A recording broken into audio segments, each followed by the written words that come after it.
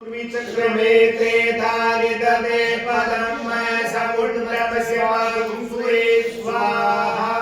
ओम ब्रह्मणे स्वाहा। ओम विशालाय स्वाहा। ओम अग्नये स्वाहा। ओम नैऋत्ये स्वाहा। ओम वायवे स्वाहा। एकादश रुद्रेभ्यो स्वाहा।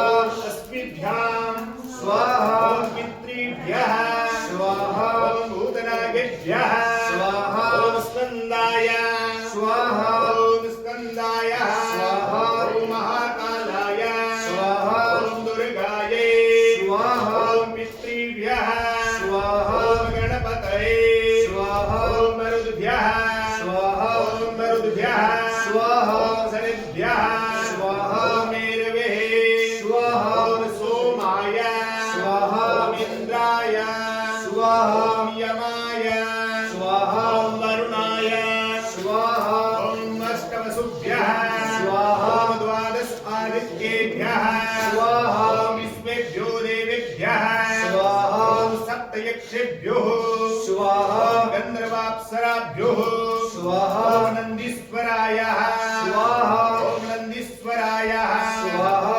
ओम नंदीश्वराय स्वाहा। ओम त्रिशूलाय स्वाहा। ओम त्रिशूलाय स्वाहा। खड्गाय स्वाहा। ओम अंकुशाय स्वाहा। भरद्वाजाय स्वाहा।